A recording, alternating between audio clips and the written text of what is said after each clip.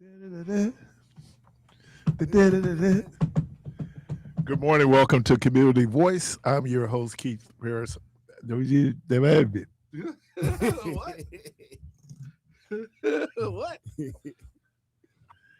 You, good morning, Clark. With you, bruh. What up, right now? Hey, Jack. No, I was thinking about when it was like speaking in tongues, and of course, there's the religious piece, but then there's also Tony Braxton's speaking in tongues. So anyway, good morning, Milwaukee. You know what? I miss this phone here, man. I know. I know. I mean, I get a chance to see who's calling every now and then. I get a chance to be an engineer. I can push a button. Yeah. Hopefully be back soon. Yeah, man. I just to see my tens of listeners who call on a regular. Let me thank you all yesterday. I was riding on fumes yesterday, so thank you all for helping me get through the program. Someone asked me one time. They said, "Hey," and I stole it. They said, "What's your program about?" I said, "It's about everything and nothing, right?" So we'll have one of those days where it's about everything and it's about nothing. Let's talk about. Yesterday I did a piece where I warned about the dangers of weapons of mass distraction, and so you gotta really pay attention. You try not to get in your feelings, because when you get in your feelings, it clouds how you view a situation. Try to, as much as you can, objectively look at a situation. So, as I remember it, on Saturday, when the young man was killed in Minneapolis, I thought the president had come out basically blaming him and accusing him, and pretty much echoing the things that Kristi Noem said, that Dan Bovino said. So where am I going with this? So you may or may not be aware, the president has dispatched Tom Homan to Minneapolis to take over the siege, because that's what it is, in Minneapolis. There's nothing that I've heard that said, one, they're going to change their tactics, two, a clarification of rules of engagement with civilians. None of that. Here's the other piece of it. Donald Trump is trying to now throw Kristi Noem and Dan Bovino under the bus. Let's not lose sight of this, y'all. This is what he wanted. Now, here's the thing, and I said it yesterday, as my mom so eloquently says, some folks can't do wrong right. Had the NRA and other Second Amendment supporters had not come out and expressed their concern about you carrying a gun to a protest, and then you kept hearing the name Kyle Rittenhouse, right?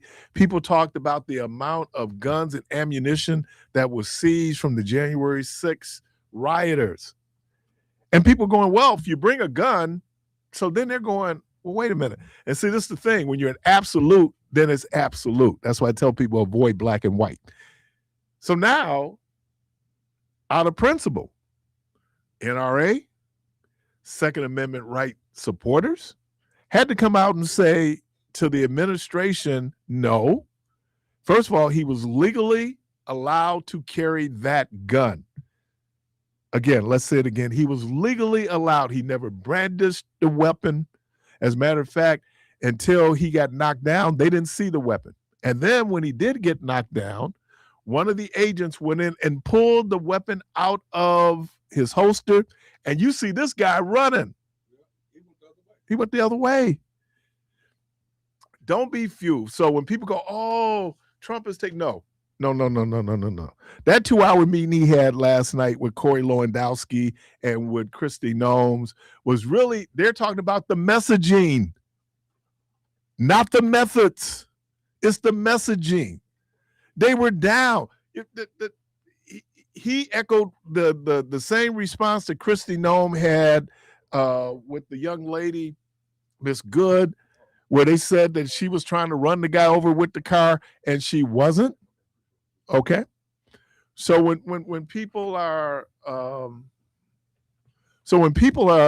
going up and like, oh, there's been a change, there has been no change. The question is, will the methods change? How they engage with the folks there? Originally, they were sent to the siege was brought upon because of the fraud that was going on in government in Minnesota. And then they came in wrongly and accused the Somalians, excuse me, who 80% of that population are U.S. citizens. So they played into the racist point. And here's the other thing, and it hit me as I was driving in this morning.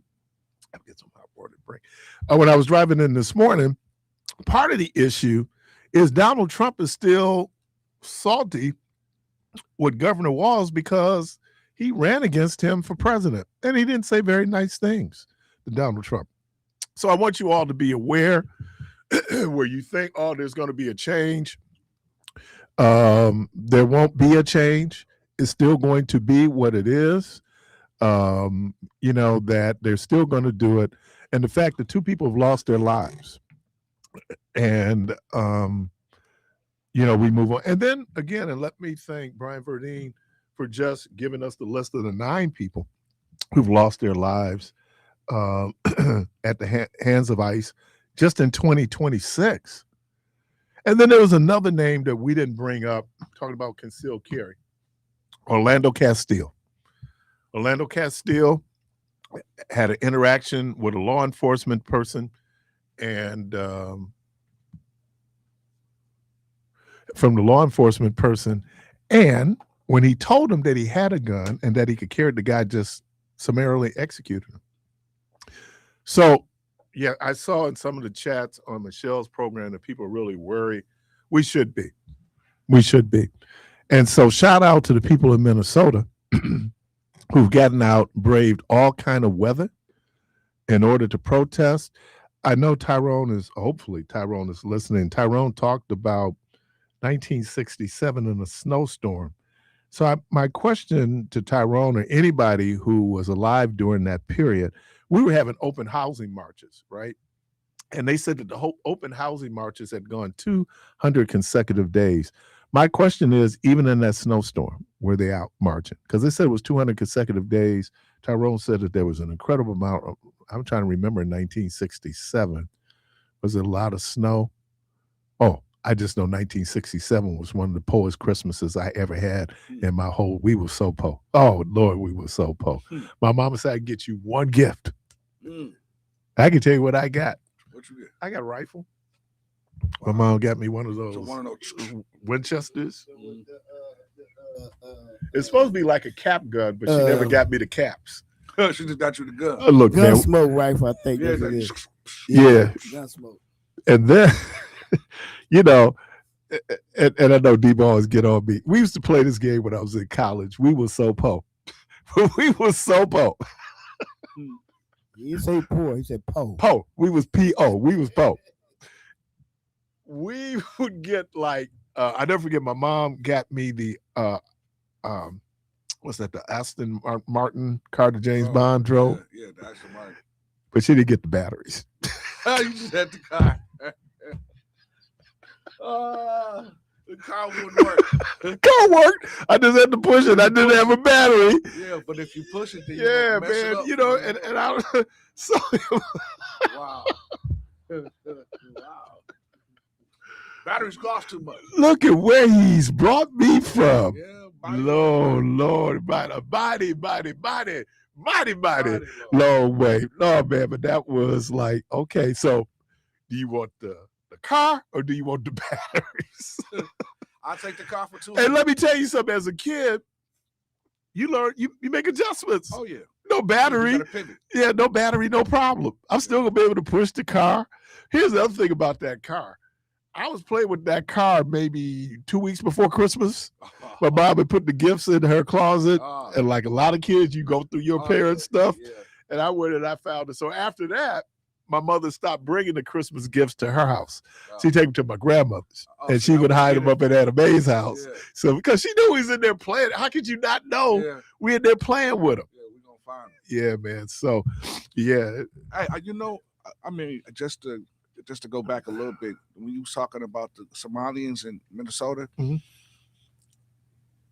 what I don't see in the news and them pressing in the news is the leader of this ring Was a white woman. It was a white woman that, for some reason, that the news is not even. Why would we let facts get in the way of a good story? Why we let facts get in the way of a particular narrative that you want to string and you want to promote? Here's the thing, and these people are clever this way, because this is how human beings operate. Once it's out there in the atmosphere, it's hard to pull it back.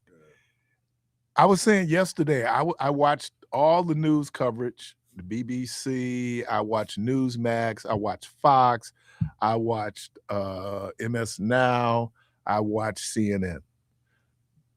And I said it yesterday. Newsmax and Fox never showed the video. So when Tom Tiffany comes out and said, I didn't see the video, because they were asking people, like when they asked, was it, I always get this dude's name, Bovino, when they asked Christy Nome, had you seen the video? Oh, we're gonna let the investigation. Well, you came to a conclusion, but you didn't see all the information that led you to that conclusion. Yeah, and then what really tripped me out is the guy that was on the ground in Minnesota that was supposed to be the overseer. They was talking to him yesterday. No pun intended. Yeah, they was talking to him yesterday, and he was like, "Well, from the still shots, you really can't tell, if the officer, wasn't in danger because of the still shots." So they was like, "Still shots." It's like it's a whole video. Oh man, from so many different angles. Angles different. So he was like, "Well, videos, they could be altered." And well, I'm trying to figure out how those cops in Memphis beat half the charges. I mean, do you know how? And they were black cops. But you still protected by the shield.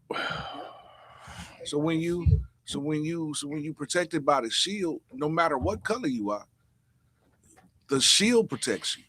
And I mean, you look at a situation, just even though with these ICE agents that are not properly trained, you are not law enforcement. But they were doing what they were there to do. They're there to intimidate. They were there to terrorize. They weren't there to. It's like when you talk about Washington D.C. and they deployed the National Guard. Okay, the National Guard was picking up paper. They had no real impact on the crime rate in D.C. And then you hear Trump say, well, restaurants are coming back. No, restaurants are closing because you laid off so many federal employees who would normally go to those restaurants. That's a reality. So I'm just telling folks, pay attention. Don't, we get in our feelings, we get all emotional, we get hyped up and we going, but pay attention because facts matter. Yeah. Facts matter. I'll say it for the third time. Facts matter. And sometimes you have to go beyond. And what was Joe Madison? You got to listen with a third ear, because sometimes people are saying things and you go, what wait, did you just? All right, caller, welcome to the program. Good morning. Good morning. Good morning, Keith. Good morning, Mr. Ride Out, Jermaine Ride Out. Good morning, Milwaukee. Tyrone W. Tyrone W. speaking indeed. And the question is twofold, but let me ask the first part of it first. And then I would like to hear what both you and Mr. Jermaine Ride Out have to say about it. Okay, well let's just start this way. ICE, okay, you're right, Jermaine. I agreed with it yesterday, and you're absolutely right. They are here and they are coming. The governors of each state. Now, my question would be to both of you. And good morning, Mr. Debo, and Mr. Clark as well. So forgive me there. You know what? I got so used to Mr. Carvey, and I'm like, man, as soon as you get used to one, then they bring in another one. I've been gone for like 14 years. You talking about Carvey? Oh man! But anyway, oh man, I'm like, man. Well, thank you for bringing up Carvey, but Carvey been gone for a minute. I'm like, man, we start missing him all over again. You gonna bring up Keon, so we start missing him all over again? Yeah, nephew as well. Yeah. But anyway, back to but the governors of each state. When does the governors of each state? Because Tony Evers, that's why I guess the election's coming up with. Hopefully Crowley, and I'm voting for Crowley. But your sheriffs like Danita Ball, I voted for her.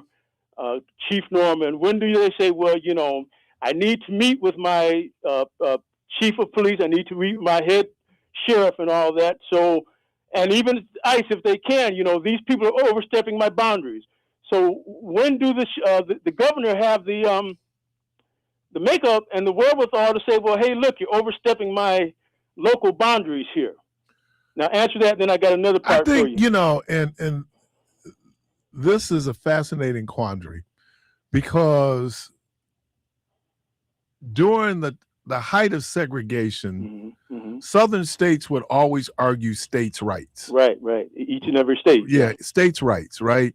The sovereignty of the state. And then when that pushes up against federalism. So, but this is a question of states' rights. One, when they wanted to send the National Guard in to areas get to that. Yep. Really, it's like you read my mind there, but go ahead. Keep going. I'm just saying that's what makes it. But that's why I'm saying, and I think I started us off with saying, we need to try to avoid black and white certainty absolutes. Because go ahead. I would have at one point, just 2 years ago, I was cheering for the FBI. But then we know that the FBI has a troubled history when it comes to COINTELPRO, the things they did to Dr. King. Right.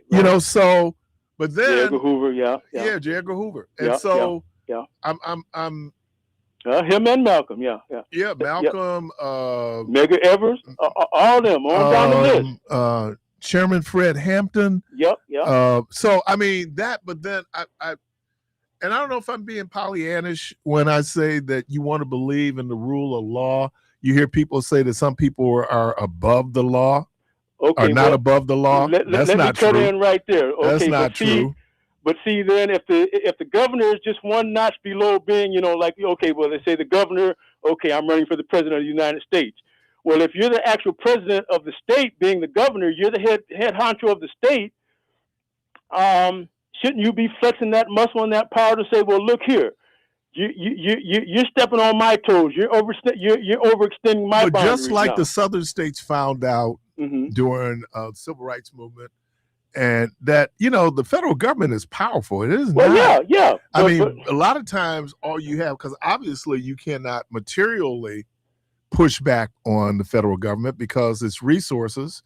Like my buddy used to say, he said, when you got the U.S. government on your ass, you truly got somebody on your behind. Well, that goes both ways, though. But what I'm saying is, as a state, I can't, we can't go to war. The last time we did that was the Civil War. And again, because of the superiority of the federal government, they were able then to defeat the Confederacy. So I'm just saying that, it's states' rights, that you like elections, right? Elections are, unless they violate the Constitution, how you conduct an election, other than the first Tuesday of a national election year, that is by statute. Other than that, states could do, like in Louisiana, They do primaries on Saturday. Right. Okay. Well, Because that's all covered under states' rights. Okay, since you brought it up before, and it's almost like hold on, Jermaine, I want you to answer it too. But you had brought up, and I was going down that road as well. But I kind of wanted you to kind of like take the earlier grapes off the lower hanging grapevine. Now you said National Guard. Okay, well, let's go there. ISIS versus National Guard. Which one are we really more safer with? I mean, as far as like with National Guard, I mean, they're gonna put you in a holding tank if they have to. It may not be the road to being deported or whatever, but you're gonna sit till they let you go.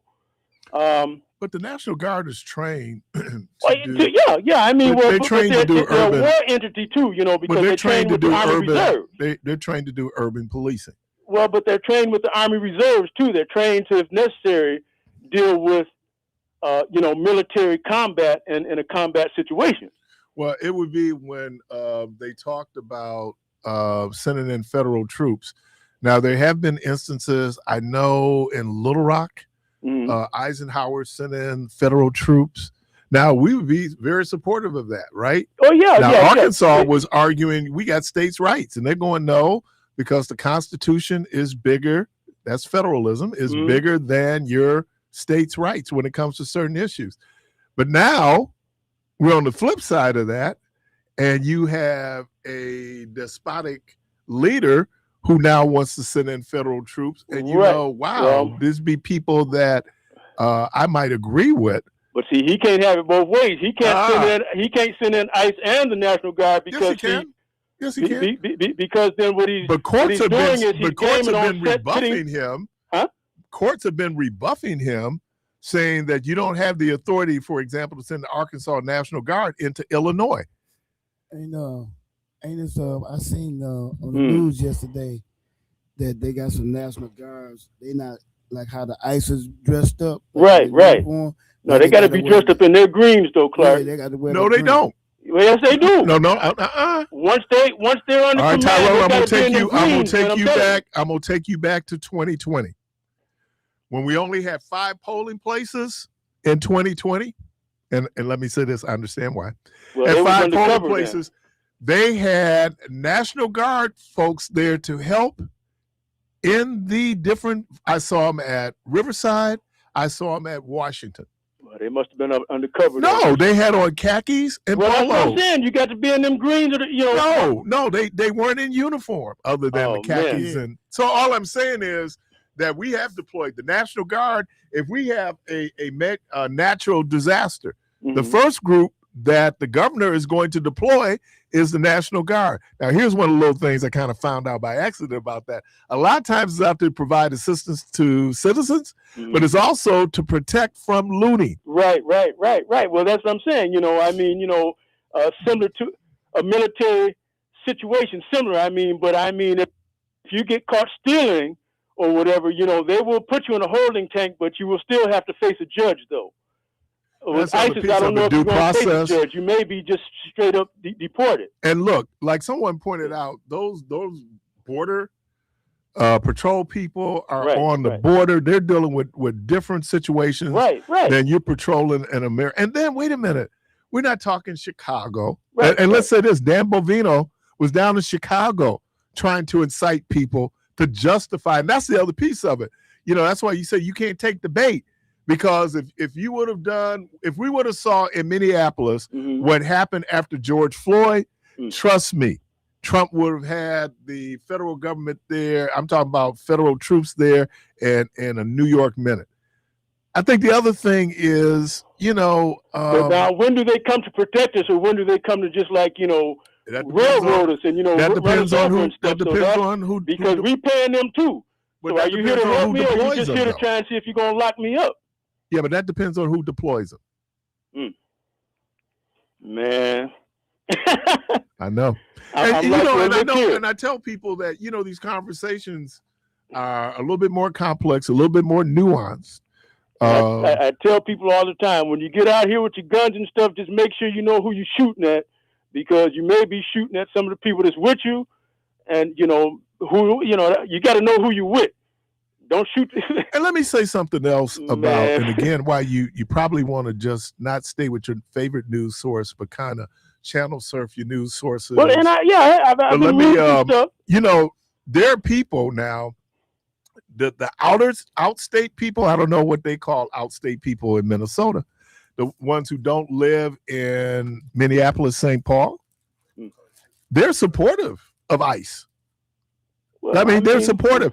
There was I saw an interview with a Republican state senator from Minnesota who was in effect really supporting what he had seen happen. So we get this with the Democrats are out there, they're making noise. Yeah. But Republicans. Appreciate you, T. I gotta Okay, get to a break, man. You. You're listening to Community Voice. Phone lines open 414-444-5250, 414-444-5250. Callers, I see you. We're going to take a quick break. We'll be right back.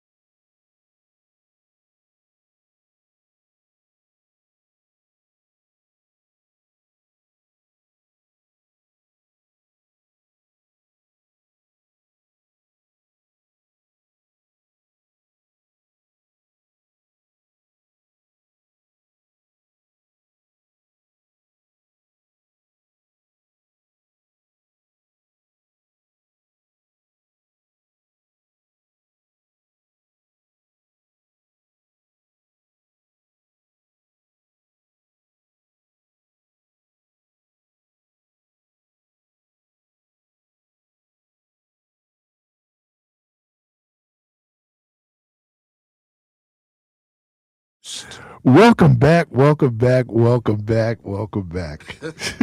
Welcome back. Yeah. Your dream warrior tickets out. Didn't Maze use welcome back when he came? Did his comeback? Welcome. So I'm trying to remember, was that then he came to Christian Faith to preach? Well, He did. No, he preached. he did. He preached at Christian Faith. Yeah, he did. Yeah. Yeah. Welcome back. Yeah. I wonder what happened to his church in Atlanta. Welcome back. You still got to be able to preach, but that's a different thing. Caller, welcome to the program. Because I went to hear him. And boy. Hey, good morning. Keep your day job. Good morning. How are you? I'm good. How are you? Hanging in there. I just wanted to make a quick comment about the Minneapolis situation. You got us on speaker? Because we. Yeah, I'm going to get you off if you're hanging. All right. Can you hear me now? Yeah, we could hear you, but it just sounded. Far. Yeah. You sound far away.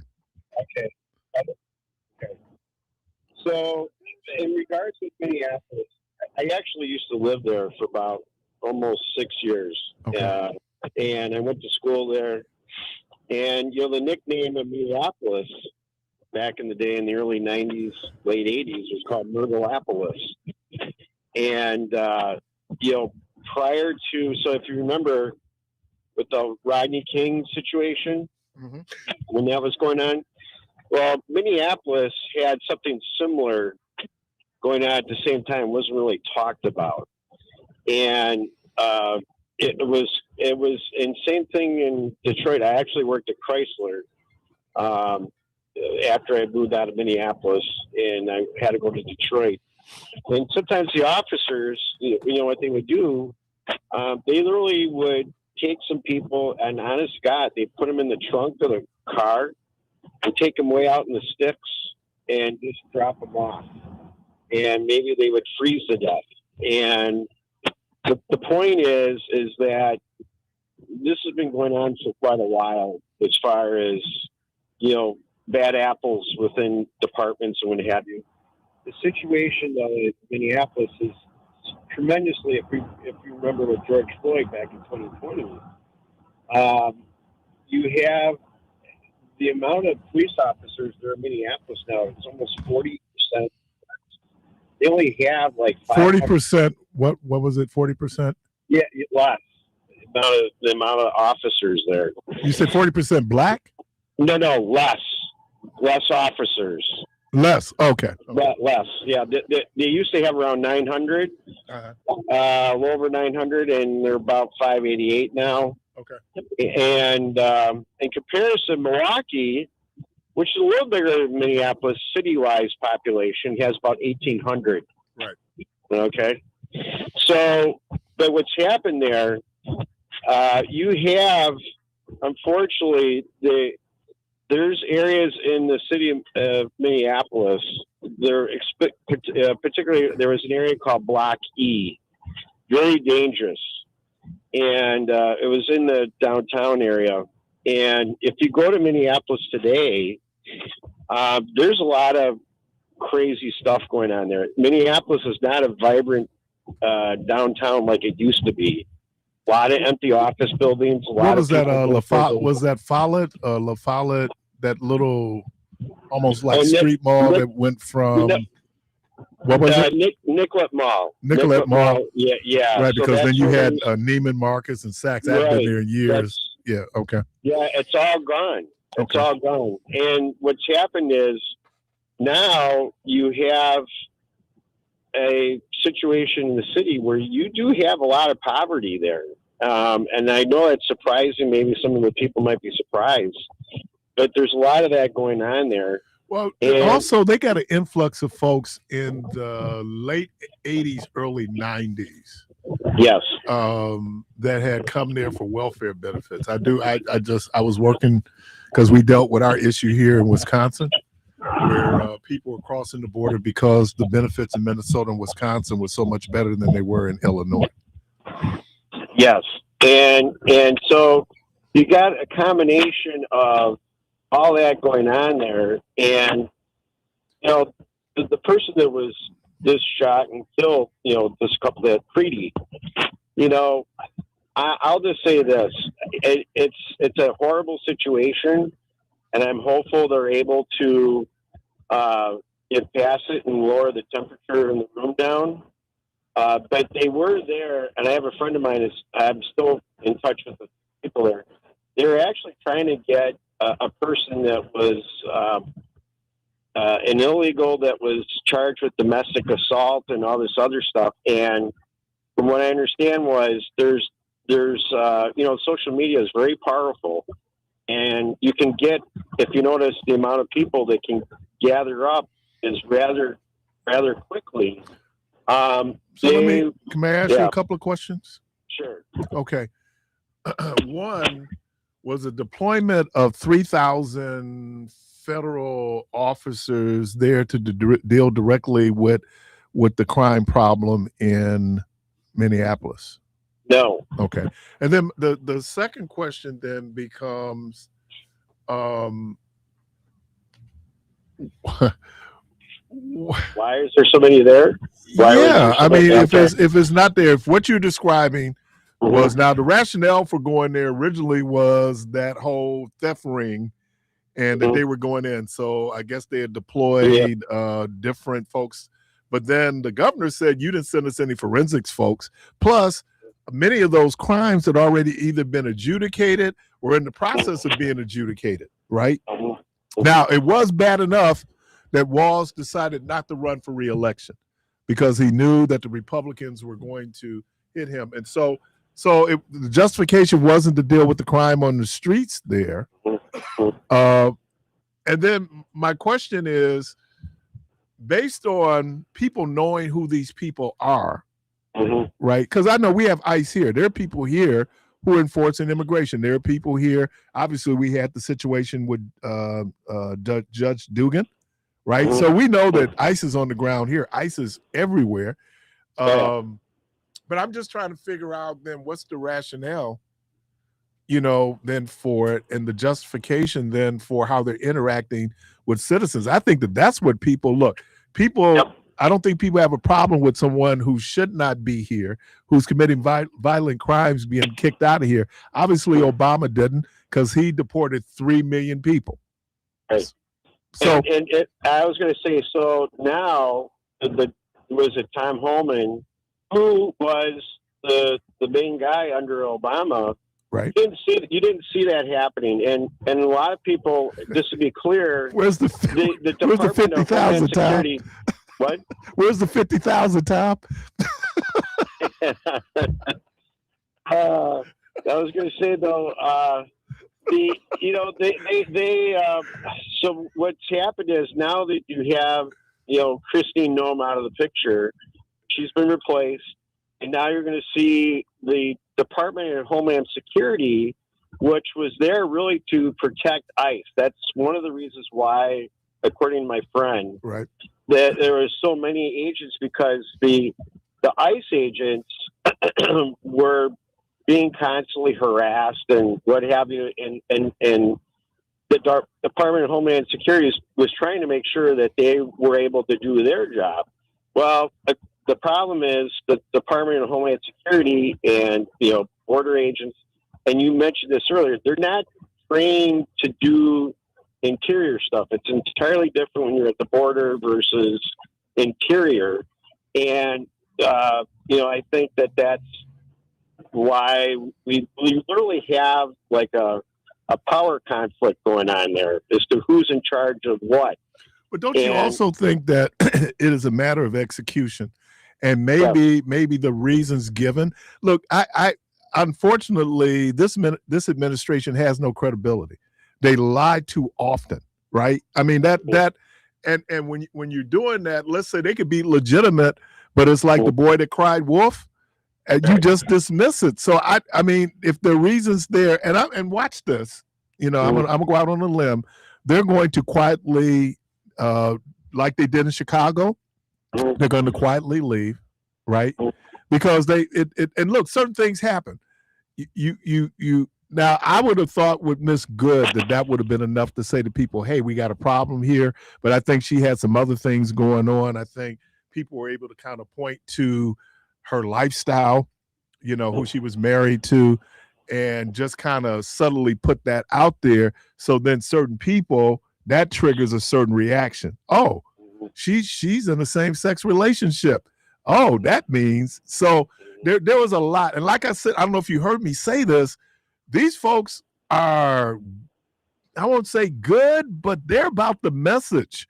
And if they feel like, now I think they're in a vacuum, what is it, echo chamber, because they're tone deaf to now people not 60% of the population disagrees with most things that this administration has done. But you know who's not moving? His base. Yeah. That 35% is going to know they're going to ride or die no matter what. So I don't know. And so let me do this, man, because I'm popping in on you. So what are you saying? Are you saying that they should be there, they shouldn't be there, or is there a question of how they should be there? I think they should be working with the local officials along with the state to remove removing the people that are dangerous. I do believe, I don't have a problem with that whatsoever. Focus on that and kind of go from, because unfortunately, I do know, like I said, I have a friend of mine that still lives there, and there have been situations where, unfortunately, and we don't hear about it too much, which is unfortunate, because there are some other people, and we hear it on a regular basis in Milwaukee with shootings and car crashes, and we almost sweep that under the rug to some degree. And while this is horrific, the daily things that happen on a daily basis that we see regularly, there was somebody that just died in Milwaukee this morning, a car crash or a shooting. And it's, it's like a 10-second thing. We never hear about the families. We never hear about the victims, any of that stuff. And I think there's a messaging thing there. And I thought I started watching, I haven't completed it. It's called Power. And it talks about the formation of America, our police. They did a statistic that blew my mind, but when you go back and look at it, it was on point. They said out of the close to 2,200 insurrection riots that they had in this country between 1966 and I want to say 2016, all of them started because of some action taken by a policeman. I'm going to say this again. All of them. In Detroit in 1967, cops raided this, what do they call them, blind pigs. It was this after hours joint. One thing led to another. Bam. Watts, same thing. I think they ended up shooting someone. One thing led to another. I'm saying that when you look at that, there's a real problem sometimes with law enforcement. And like I said, these dudes are not prepared. And then I think that they were purposely being provocative, because I got my de-escalation training from the sheriff's department. But if you don't teach them, because on the border, you don't have to de-escalate. On the border, these guys operate with carte blanche. I'm going to say rough and tumble. Right, as my guy said, in what 22 Jump Street, he's going like Kate Blanchett. Don't we have Kate Blanchett? Oh boy! No, but good.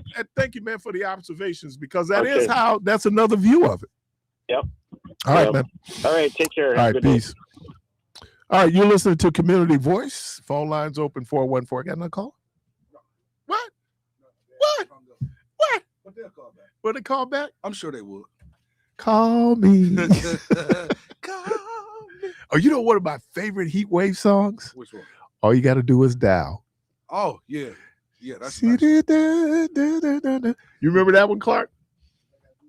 Yeah, heat wave. Huh? I think I remember that one. Yeah, man. And then you can tell you just how that song is dated, because you dial. This is the last time you dialed to make a phone call. You put one of those phones out the kids. Yeah, man. What is this? I can take the call. Caller, welcome to the program. These guys operate with Turn the radio down. Okay. Good morning. Hello, Shalom, family. hey, Craig.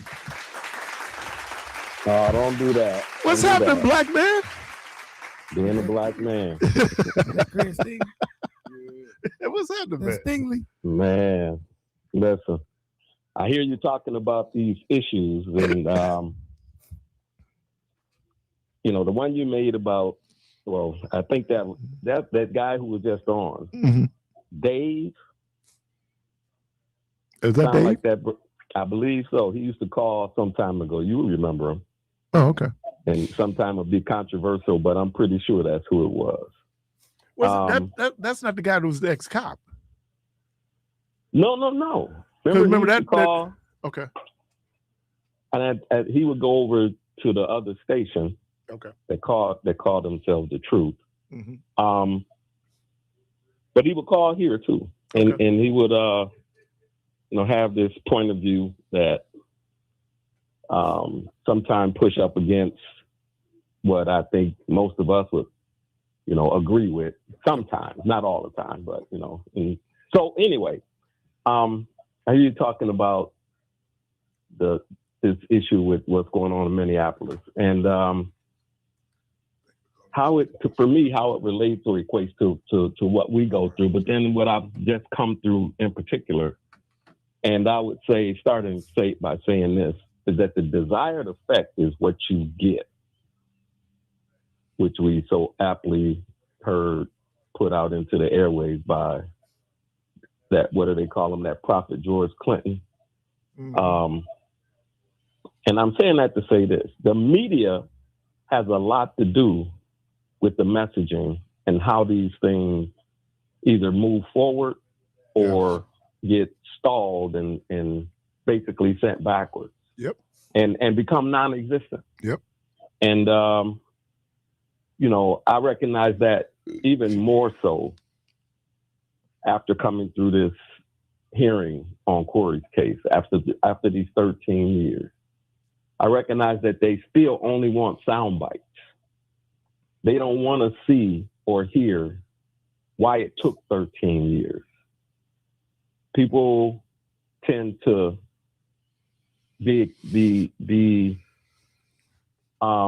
comfortable with the compromise in the message, not wanting to hear that this system is flawed, and that is those flaws that keep it, functioning exactly the way they intend for it to, where these people are not being held accountable. This is why Christy Nome can come to the microphone and spew out a lie, and then it not be, come what most people observe to be the truth. Because it was a lie. But because she's been allowed to say it, Well, and then nobody calling her on it. Not even the media calls her on it. I would disagree with that. I think that there was Okay. certain media. Now there was other media that really embraced it and ran with it, but and I don't know if you noticed this, if you watched the coverage. I still don't think Fox has shown the tapes. They haven't shown them because that would get in the way of the narrative that Mhm. Christy Nome and the administration is out there saying, because at some point, like George Floyd, so what I'm going to believe you or my or my lying eyes. And sometimes it is what we see it is. But I agree, because I kept going, hey, Newsmax got to show one of the angles. Nope. Fox got to show one of the angles. Let me interject this piece right there. You said Brian Burdine provided you with some information Yes. that we hadn't heard, which was, there's 8 other people or 7 other people who've been killed Mm-hmm. that This year. Right. And, Just and this then year. I would have to imagine they might not have been white, for one. A lot of them were Latino. There you go. And so, when it becomes more than a soundbite, it's usually because their picture is their face is in the picture. And this is to be abnormal for society, right? So when this white guy gets shot, like what they pulled, 20, pops up into him. When that happens, then it's like, oh, snap. The walls are falling down. The earth is crumbling because a white man got shot like that. It's unusual, but when you see it happening, then everybody start that question like, how did this happen? Why? And so now they go into it a little bit more in depth, but they still ain't looking at what is the cause of it. Why did we even get here? Right? And so when you think about the cause of why we even here, it's because there ain't no restraints on the person who sent them. And they're doing exactly what they were instructed to do. The desired effect. I'm talking about. So whether it's national media or local media, they still are part of the problem. They don't want you to really know what the problem behind the scenes is, who it is that's pulling the strings, why it is that Chisholm was able to put off prosecuting these people, and it took me to have to do the work for 13 years. Let me what I'm talking about. Let me I was going to ask you, I thought about you yesterday. I was listening to Karen Hunter, and she has a regular guy on. I don't know if it's Tuesdays, it's gay. I think it's Dr. Danny Black. And he said something that it made me think. They were talking about Thomas Jefferson, and he was making the argument because some people believe that the Declaration of Independence and that was one of the most brilliantly written documents ever, right? But he said, and I hadn't thought about this, he said, but isn't it a flawed document because Thomas Jefferson was flawed? Well, if you don't apply it. No, but right? He was saying, does that taint about Thomas Jefferson? But does that taint the product because the person who wrote it might have been tainted? No, because this is one of the things that I came coming through with this issue.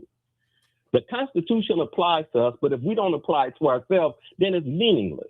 Okay. Right? So it's the same thing. If you got this bill and all these rights, no matter who produced it, what is the issue is who's going to use it?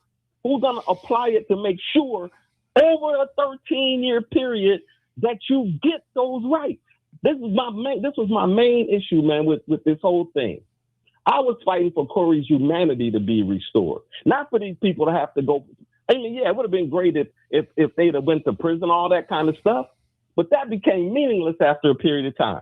But do you think that? Go ahead, bro. I was going to ask you that. I know some people wanted to ask. So, absolutely. Do you think absolutely that go ahead. No. that justice was served? Because there were some people who might have wanted vengeance, and I think they're two different things. Absolutely, they are two different things, and this is what I found out.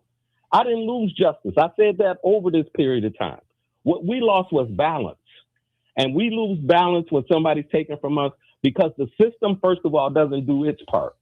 It doesn't recognize the humanity of what you lost, particularly in this system. And this is the way they've done us since we've been, since the start of this place. This is what you're talking about with Thomas Jefferson and all them. He lied to himself. They wrote this document, then he didn't apply it, and so what is that? And our people had to struggle to even get to what was written on the document. So, the thing they took from us and still want to keep from us is our humanity, right? This is why when the life is lost, they don't want to attribute the rights, the life, liberty, and pursuit to that individual, because now there's somebody that has to be held accountable. What we missed was the accountability piece, that these people were being allowed to go ahead without having an answer for what they did. And at the end, I haven't slept as well as I used to until a week or two ago on the 15th, when these people said guilty. So do you think that there was release? Well, I know there was. Okay. I don't think it. I know it, but because this is what I'm talking about. I needed for the state. First of all, it's not just them that violated me. The state violated us. The state violated Corey's rights. The state violated my family's rights by saying he's not human. He ain't entitled to this. And that's what they held back. It wasn't these individuals who held back that piece. And that's the part that starts the healing. When the state will say, we're going to take this on, we're going to do what we're supposed to do. They didn't. And so now I'm in this place where it's like they're saying to me, first and foremost, yeah, you lost a family member, but it wasn't really a family member. It wasn't even a human. We're not giving him these rights that we told y'all entitled to. And they didn't even give them to us in the first place. These are things, as we know, that document, that runs this government says, these are things endowed by our Creator. These are human rights. Everybody knows they have them. And when somebody tries to keep them from you, you will do anything. This is why we have these types of, afflictions in our community. People get hurt, and then the first thing they want to do is strike out. And like you said, get vengeance. Vengeance don't replace what you lost. Yeah. It takes you away from what you need to be continually working on. So right now, I tell you all, no, this wasn't, but 13 years ago, had Chisholm done his job, they would have went to jail. May not have been as long as the guy who's dead already. But again, it is the Most High who dealt this stuff out. He done took care of the one who was primarily responsible. He died 4 years ago. Now, it wasn't what we expect, but still, they still are paying for what they did. They've been paying for it since day one. One of the guys, when we went through this restorative justice, one of these guys, talking about the very first day after it happened, he couldn't sleep.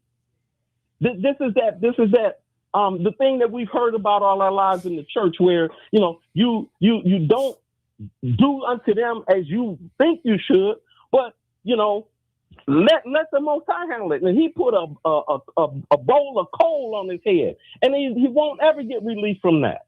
Never. There ain't nothing I could do that would punish them more than the Creator can punish them. Nothing the system can do that's going to punish them more than the Most High is going to punish them. And that started when this happened. That's something he put it. That's the piece that when you're allowed to be able to say, he says, vengeance is mine, I will repay, and you can give it to him. That's not forgetting what they did, but it's releasing yourself from having to feel like, I got to go deal with this. I dealt with it the way I believe was right. Go get the accountability from within the system, because it's the system that is supposed to do that. Not me put my life and my family and all the things I can do in jeopardy, right? Then they put me into the slave position rather than, taking care of them. Can I say this? I've learned two things from your journey. I used to say that there was no justice for a dead man. That was just more my own personal experience when it came to my dad. I found out through this that's probably not true. And then the idea of persistence and, keep your eye on the prize.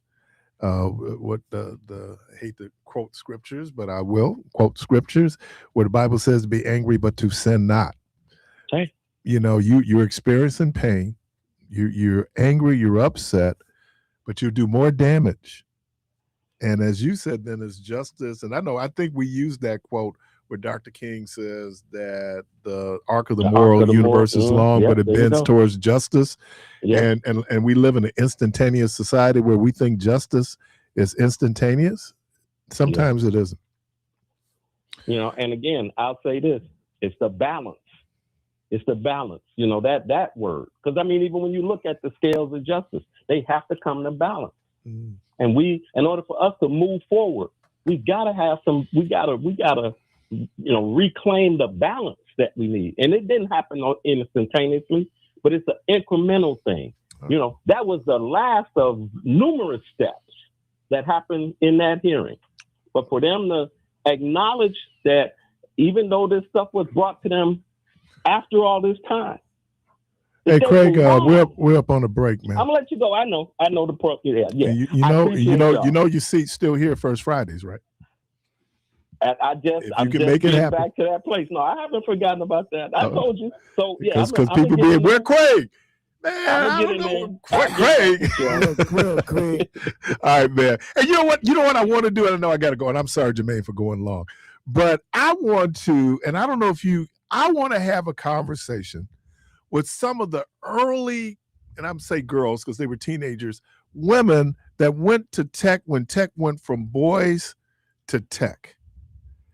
I know some of them, as a matter of fact. Right. So And let I me would try love to to see have what a I can do. conversation with them, what that experience was like. Yeah. And I know Okay, some let of them me, too. let me see this. As a matter of fact, a friend of mine, her brother died the other day, and I just talked to her, and they, this is something happens, but this is me. I told her she needs some help with burying them.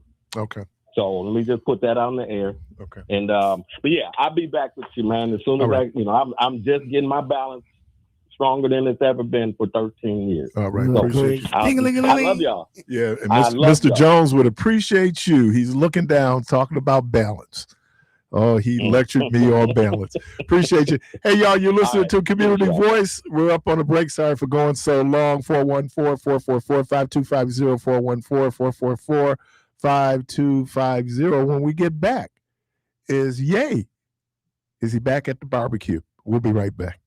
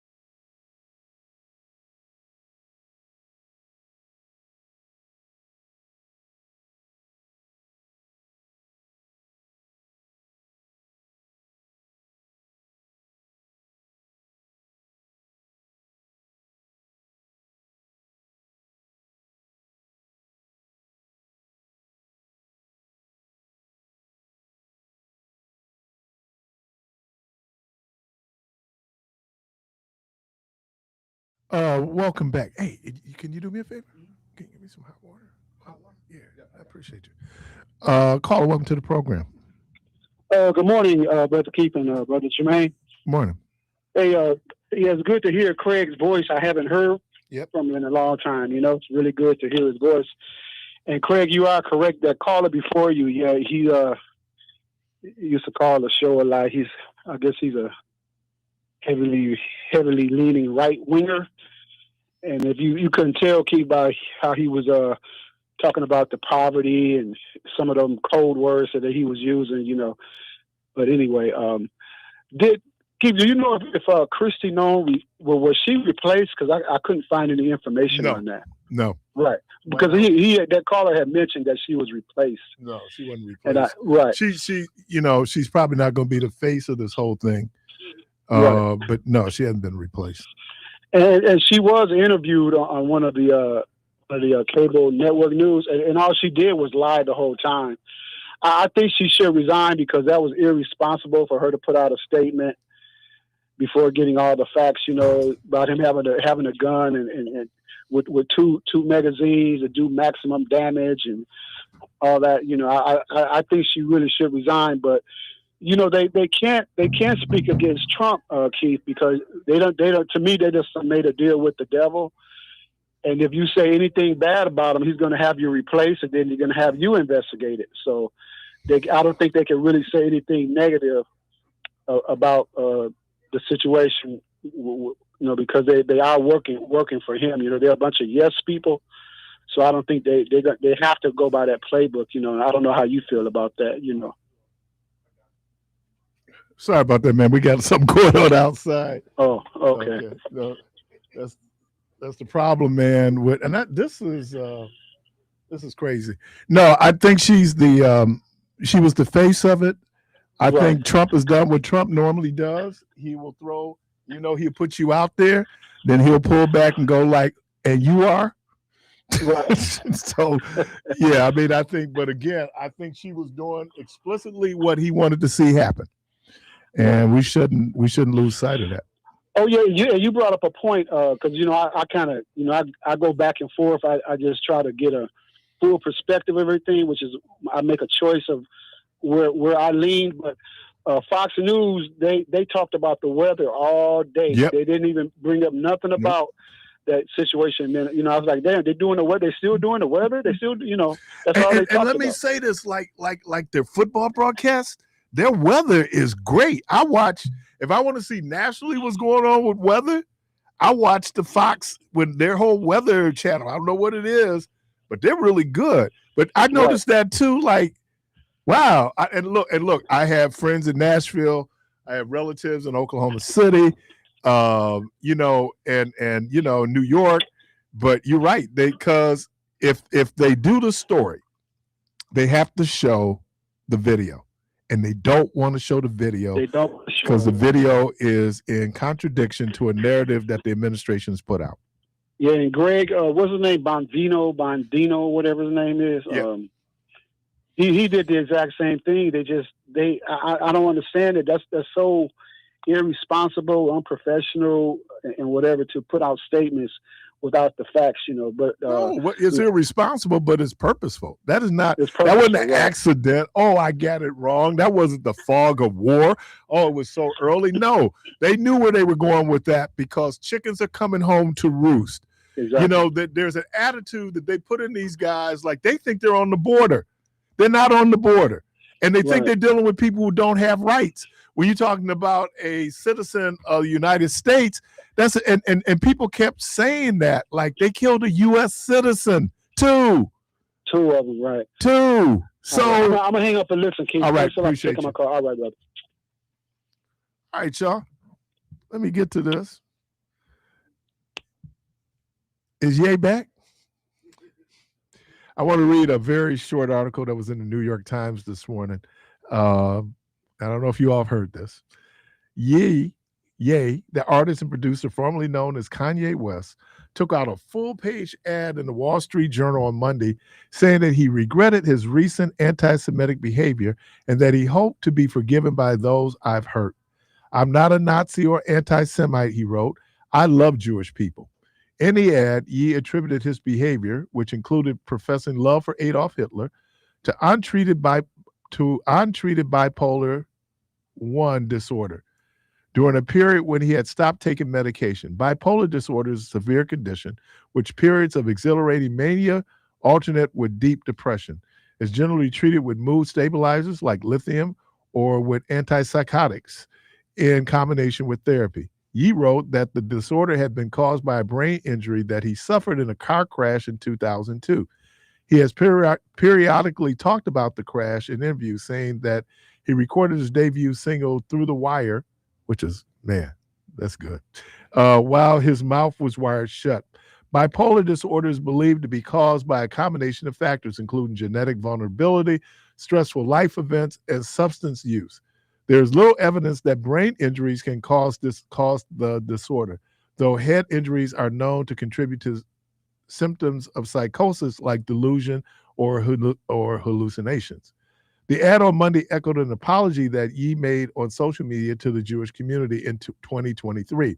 In early 2025, during a 4-month period that Ye described in the new ad as a manic episode of psychotic, paranoid, and impulsive behavior, he took back that apology, declared himself a Nazi, and pledged his love for Hitler in following the months. He ramped up his anti-Semitic behavior, selling T-shirts adorned with swastikas, those things that the Nazis wore, and releasing a song that glorified Hitler. I hadn't heard that one. A spokesman for the Anti-Defamation League said in a statement on Monday that Ye's apology to Jewish people was long overdue, but did not undo his extreme history of anti-Semitism. The truest apology would be for him to not engage in anti-Semitic behavior in the future, the spokesman said. Yeah, I always say this: don't do the things that you have to apologize for. Or as Money Mike said, don't be sorry, be careful. In the ad, Ye wrote that the scariest part of this mental illness was that it had persuaded him that he was not sick.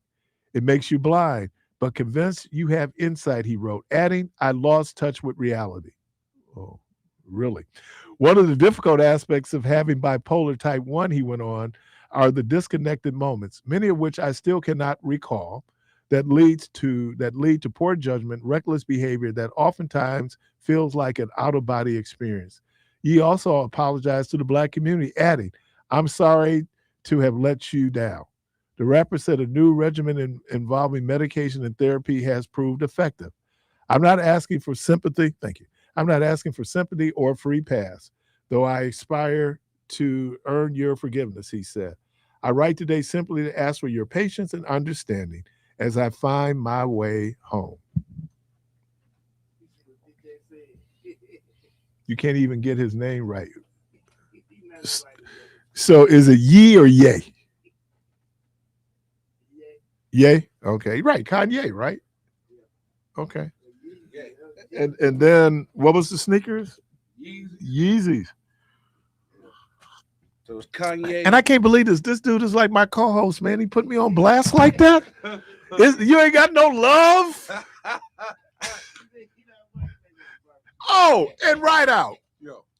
Sitting at the crib, just watching TV. Guess what I watched? What? Cut Cross 110th Street. I was watching it. It's not a bad movie. It's a good one. It's not a bad movie. I got so anyway, so my question is Kanye West invited back to the cookout? Well, to be honest with you, he was never really kicked off of the barbecue list. For some people he was. I mean, what? White folks? No, a lot of Black folks. Oh man, when that thing jumped off and the Jewish people went, they defended him and they defended Kyrie Irving. Well. First of all, with the whole Kyrie thing. See, you getting ready to defend him. See? No, I'm just gonna be honest. I mean, with the whole Kyrie thing, why would you blackball him for saying something that he believes? What did Michelle say all the time? Read the room. Yeah, but still, you're playing in Brooklyn. Damn the room. No, it can't be because I'm damn the talking rule. about the truth. It can't be damn the But room. if you let ask me, me my put this opinion- in. Hold on. It can't be damn the room when the room is paying you. Okay. Okay. All right. Okay. Because you had asked the question Yeah. about how come certain Yeah. people ain't saying certain things. Well, They got a check on the line. well. See, And I'm not saying. I'm saying if you committed, then it doesn't matter. You make that sacrifice. see, but for Kyrie, he knew he had different entities. Different avenues of money coming in. So even though with the shoe brand that he lost, he created his own shoe, and that took off. Like he created his there's so many yarmulkes at and that's what that shoe looked like. Right, at a Brooklyn game. Yeah. And you ain't figured out that there are a lot of Jewish people at this game. Come on, man. I mean, and I'm just saying, but if you feel like, and that's the when people talk about Colin Kaepernick, he took a principled position. Yeah. Okay. Yeah. Now, one of the things, look at God, Yeah. was he had that $12 million contract with Nike. Yeah. So the fall wasn't as hard. Yeah. But ask Raul Mahmoud, I Yeah. don't get his name. Right. Chris Jackson. He lost everything. Everything. This dude said, I'm living in the house. I ain't got no heat. Craig Hodges Lost. everything. Oh, you gonna wear some dashiki too. But come on, man. That's your clothing. Come on, man. Like, so you tripping off my clothes? And once again, read the room. So he's trying to invite dudes on the team to go to hear Jordan was Farrakhan. like, man, I'm Wait, not go to hear Farrakhan. Last time I checked, Eddie Einhorn is a Jew. Last time I checked. I know Michael Jordan stayed clear away. Well, he said Jordan- Republicans. Now, you should be able to. I think that there are times, and people ask that question about, well, when I was 20, oh man, I'm down for the revolution. Oh, yeah. Shit, I ain't got nothing to lose. I ain't got nothing to lose. I ain't got no property. Mhm. Shit, I'm not driving an Infinity. Right. But come on, Well, Let's we go need a tear it whole- up. talk we need a whole lot of today. them now. Yeah, talk today. Oh man, I got too much. And wait a minute, and I got a wife, Yeah. and she don't look like Coretta Scott King to me. Right. Well, I'm not gonna. Yeah, Doc. Yeah. Yeah. That's for sure. Hey baby. Here's what's gonna happen. I'm getting ready to go out, and I'm getting ready to lead the revolution. Mhm. She gonna go. How much you get paid to lead the revolution? Because if it don't make dollars, How much and look, you I'm get not. Let me take that back, y'all. I'm being No, funny. That would make my wife, and she is not shallow. As a matter of fact, y'all know that a lot of the consciousness gear you see me wear, sweatshirts, t-shirts, my wife has put me in. So, but no, I mean, but for anybody, man, the people go out when you make those principled decisions. There's a cost to it. I mean, Jesus not getting off his square. Yeah. There was a cost. His life. His life. And do you believe in something enough? I was just listening to a little that Dr. King was talking about. Like you gotta have something in your life you're willing to die for. Yeah. Now hopefully you don't get to the point that you have to, but there has to be something out there where you said, I feel so strongly about this that I'm going to sacrifice because it is right. Yeah. And as I'm quoting Dr. King, he said, the time is always ripe, RIPE, to do that which is right. Mm. So, it's a tough thing. You can lose a lot. But what does it profit a man to gain the whole world? Yeah, lose your soul. Yet lose your soul. Yeah, man. 414-444-5250. I don't know if anybody, I guess nobody cares if he's coming to the cookout or not. I'm saying if he's that bipolar, he probably has some good weed, though. You might want him at the Caller, welcome to the program. When you do your cousin walk, you might want to walk with Kanye. You walk with Ye. Caller, welcome to the program. Thank you for taking my call. Greetings. Assalamu alaikum to you, brothers. Morning, brother. Word. Bird. That's the word. No, listening to Mr. Parris, I just talk about Ye or Ye, Mr. West. Mr. West, call him Mr. West.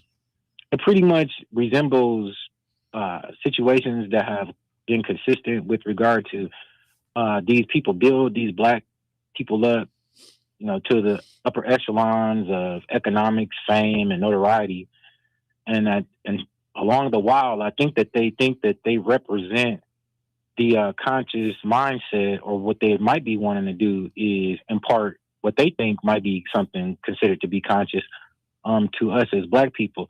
I don't, all I'm saying is this, that if you are part of that world, the fame world, and all of that type of stuff, and you know how it functions, and if you're black, and if you are considered to be unruly, non-pliable, incorrigible, then they'll do what they did to him, and then at some point they'll come back, because he did the same thing that a lot of those famous people do that are black. When they speak and they offend the powers that be, they make them buckle, they make them kowtow, they make them roll their tongues all the way back up, and then the last people that the people supposedly, like this brother, who he might think that he was being representative of, we are the last ones that he recognizes, because it wasn't about us in the first place. It was more about me. How can I achieve awesome fame and economic prowess, so that I can, stand on my perch and look down at the people that I might consider peasants. So, Brother Christopher, correct me if I'm wrong. People were still buying his sneakers. Oh yeah, they weren't, because those are shoes. A lot, our people are, like fashion oriented, and we are so like visual. One of the ugliest sneakers ever. I think they're ugly too. They Ugly look, as a fool. They look like a potato turned inside out. With holes in Swiss it. cheese. Like Swiss cheese. Right. A baked potato turned inside out. That's what it looked like to me. But I mean, I'm not interested in. I'm not gonna pay that kind of money for those types of shoes, because I can get 2 or 3 pairs of shoes with that kind of money. But all I'm saying is that this is not surprising. This is pretty much run of the mill, typical gameplay. You talk tough, and if they're the ones who are the bricklayers of your foundation, they're the ones who can destroy your foundation. So him, a whole page in the New York Post, because look at New York. Most of the movers and shakers are either on the East Coast or in Los Angeles, especially when it comes to those people that he supposedly offended. So, hey, I mean, he cool as far as I'm concerned, but it ain't like I was missing anything, because I don't think that they are imparting any light or enlightenment onto our youth at all. Anyway, I just think and I guess that was the question I asked Craig.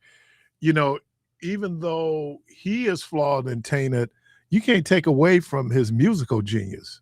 Right, he's College Dropout is like one of the great albums. Man, oh my God, album he put out. It's cool. He did. He's a ultimate. I mean, he's a great artist and all that. But it's just all they saying is like, look what we did. Look at all the black dudes who became famous, and look what happened to them.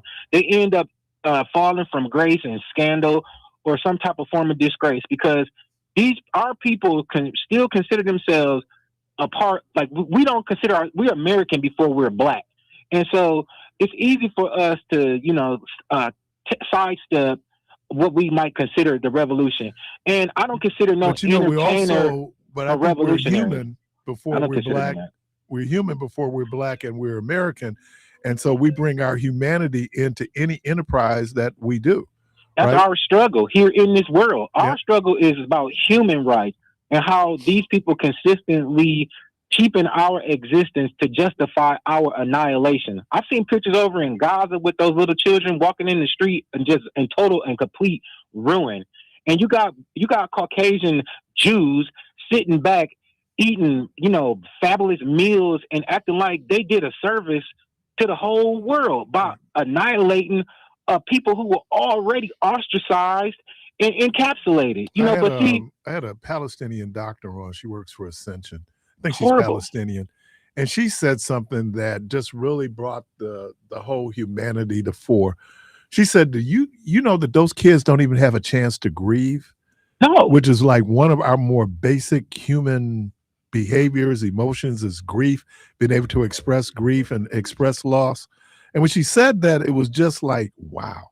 I mean, if you look at the pictures of those There's the of the humanity. little ones, it'll bring you. I can't look at it because I'm like, I don't know why I get teary eyed about looking at stuff like that. But it's too awesome of a horrible situation to be overlooked and to be glossed over. And for us, the Jews know what they did. They are charged in the Holy Quran as the ones who have added to the Word of God and who have taken away from the Word of God. They represent the Talmudic teachings of their rabbis. They're not following no Moses except for those dudes with the curly things on the side of their face. Thank you. I appreciate you. And a lot of them are really following the Talmud as opposed to the Torah. You're listening to Community Voice. Phone lines open. Let me shout out David Brett. Hey, man, thank you. Thank you for listening. Thank you for your comments. 414-444-5250, 414-444-5250. We're going to take a quick break, and we'll be right back.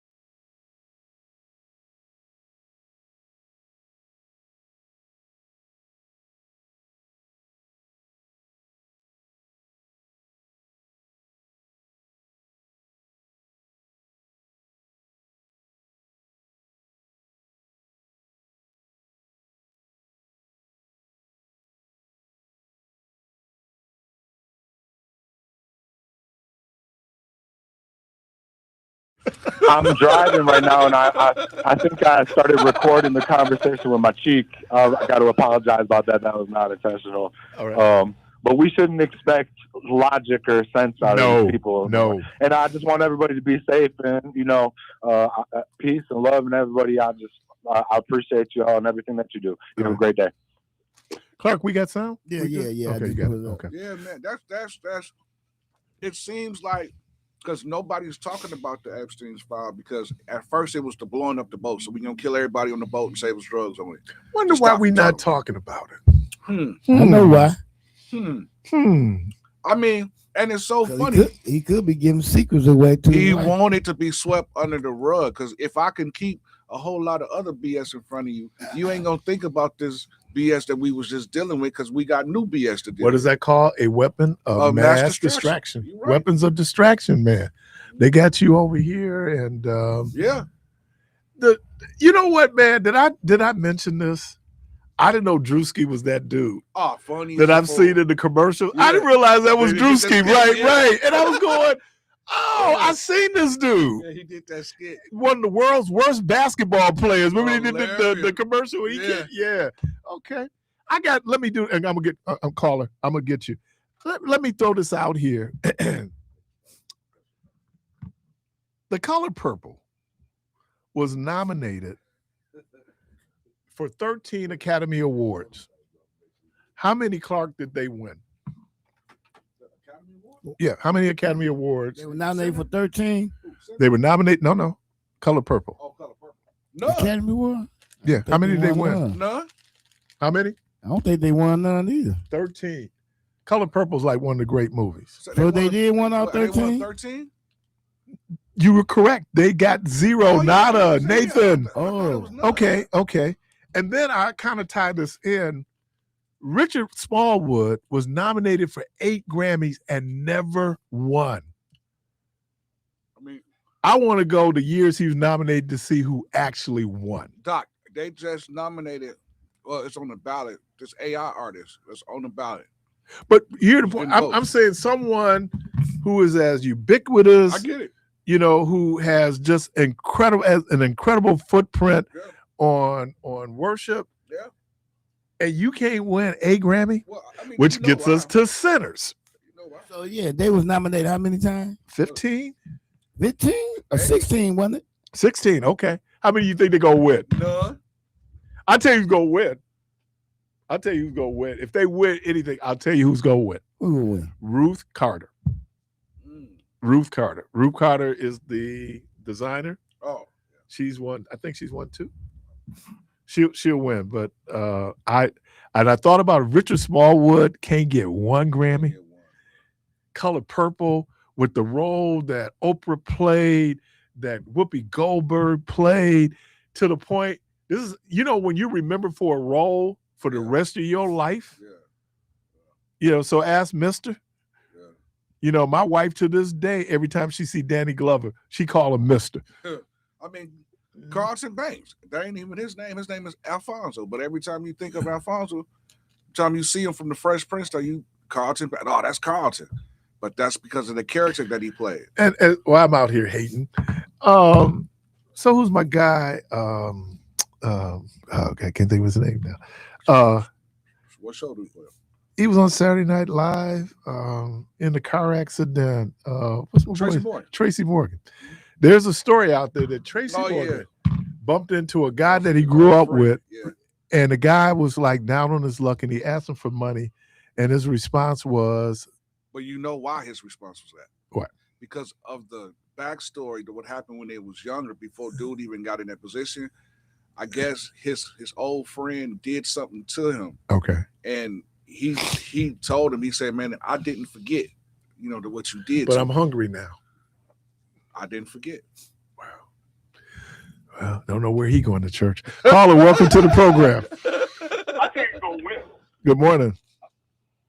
Hey, I had to call back, man. Again, the desired effect is what you get. Whether it's Grammys, whether it's anything else that they've, put in place to prop themselves up. to make everybody gravitate towards their culture, which, they want to say is the origin of culture. Yeah, that's a whole nother story. And you're right about that, because I love symphonic music, right? I love Bach, I love Beethoven, right? I mean, I really do. I fell in love with it. I love it, but I hate when they call it classical music, because Coltrane is classical music to me. Okay. It's not some old dead white European guys, that makes it classic, right? It's just music. Right. Orange Juice Jones is classic to me. Ouija. I saw you and him. But look, the reason I called, y'all get crazy sometimes. Listen, You talking about before there was diss tapes? man, The way he dissed her? papers. Oh, he broke it down, bro. The Biggie and the Tupac papers. Yeah, No, Right. where the papers at? listen. So you referenced, I think you said a preacher or someone who. Can y'all hear me? Okay. Yes, sir. Okay. You said somebody who said that they saw these Palestinian kids and they recognized that they couldn't even grieve. And that's a real place. Yeah. 'Cause I've been Yeah. telling people Yeah. I hadn't been able to grieve because the fight was just before me. Oh, And what's happening? It breeds an anger. Look, October the 7th was because of 16 years of occupation. We shouldn't lose sight of that. And then when people get sick and tired of being sick and tired, they're going to act. Now, I guess in retrospect, some might argue rather recklessly, because the damage that was brought was, it's going to take years to be able to even rebuild Gaza, if they're ever going to be able to rebuild Gaza. I mean, that's just how devastating it was. But you're right, that inability to be able to grieve because you got to keep moving. Absolutely. That healing process. Right. Right. You don't even get there because you're off balance. And that point you made just came through loud and clear, because I've been through that. And I didn't start to grieve or even recognize it until they told me the date that the charges would be filed and the date that the hearing would be, that it was on the books. And then I recognized that what I've been fighting for had been achieved as it relates to having accountability. And then since that time, and that's sort of the time when I had to step away from the radio and coming in. All of it is related, and so to be here now and to be able to look back, it is. There's a lot to when they keep you from being able to recognize your humanity and keep you off balance. Then this desired effect, they want you to implode, and then explode on everything else. And I refused it. I recognized I had to fight for what I knew belonged to me and to my son, and I'm gonna be out with that. All right, man. Peace. Peace, y'all. Yeah, and chicken wings. chicken wine. Chicken wings. Call up to the program. Good morning. Good morning, my brother. What's happening, brother? Man, I thought I seen you on TV in the line waiting for the not the Ozzy Brothers, for the Earth, Wind and Fire and Lionel Richie tickets. You know what, man? I thought that was you in the line, man. I am going to get it right, but here's the problem. I've been jinxed, okay? I was superstitious, but I was jinxed. Earth, Wind and Fire was supposed to come to Milwaukee with Santana. Yeah, I know. COVID happened. You talk about it so much. Yeah, so talk about it. So do I risk buying tickets? And then something else, and I know Jermaine just told me before I walked in here, don't speak it into reality. But And then, I'm gonna be honest with you. If I go to see it in New York, I'm gonna have to stay for Lionel Richie. But I don't know if I really want to stay for Lionel Richie. Okay, my question is, if Lionel Richie drop it down, is he gonna be able to get it back? Oh no, he ain't getting back up, Doc. Is that right? It's over. He gonna be down on his luck. I lost a lot of respect. You must have been seeing some of his performances. He be dropping like it's hot, and some of that makeup be running too, man. Well, he ain't no Jeffrey Osborne. Jeffrey Osborne came off the stage twice. He's in his 70s. Yeah, man. Smokey. Yeah, matter of fact, Smokey. Smokey can't even get down no more. He just... What would be the equivalent of not a lot of smoke? Can anybody give me a word? Puff. He ain't Puff, but he can't be Puff. Can't be Puff. No, he inhaled. Or exhale. Mist. Right, mist. Mist. We gonna call him Mist because he ain't been smoky for a long time. Hey, but if you find that video when Jesse Osborne, I think it was last summer.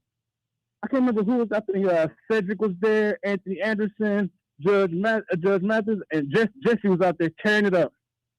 We saw him either last summer or the summer before last. He was at Summerfest. Jeffrey Osborne. Jeffrey Osborne. Yeah, because me, Michelle, Lakeisha. Can I woo woo woo? Oh man, and his voice is still good. Woo woo. And I'm like, and I'm in Phoenix. I said, damn, let the kiss in line for them damn F-1 I said, bro, he a bad man. I was tempted, bro. So he a bad dude. He died. Yeah, man. Hey, he took the WNOV jet over here. Hey, I popped the press pass, dog. Just to pop that press pass. Right. Hey, did you hit him with the I'm Keith Parris from WNOV? Oh yeah, and then wait a minute, you got it, man, because you do the radio voice. Yes, Keith Parris from WNOV. Yeah. Hey, show your pass and walk away like you. I would show you. I would just show you how ignorant I am, right? Wait. Before you do keep, and then when you do, you button your top button and keep walking. I will show you how ignorant. When I first started, I would go places, and nobody recognized me. I'll say this again. I used to go places and nobody recognized me. Wow. And guess who else make sure that? Well, yeah, because they didn't see Hey, you know, Keon say you ain't nobody until you put that pass on. Right. Oh man, he's to wear me out. But yeah, and then it hit me like, dude, you on radio. They can't see you. Now, I have had people come up and say they hear me talk, and they go, "Oh, you Mr. Parris?" Yeah, no, that's true. Because man, I was out doing a ride. It was so funny. It was the funniest thing. And I was talking to this young lady in the car that listened to the station. I had no clue she listened to the station, so I'm taking her to wherever she got to go. And as I'm talking, I see her face kind of. I'm looking at her, and then she stopped. She said, "Man, you sound like that dude that be on the radio with Michelle and Keith on WNOV." So I started laughing. Yeah. She was like, "You is that dude?" You should have been upset. Yeah, but because it should have been Keith and Michelle and not Michelle and Keith. That's you should have been offended. I'm offended. Wait, or you meant to say, you got Michelle show, and then you got Michelle and Keith show, because you got so many callers from Michelle show to call your show. Oh no, and then the other guy, and then there's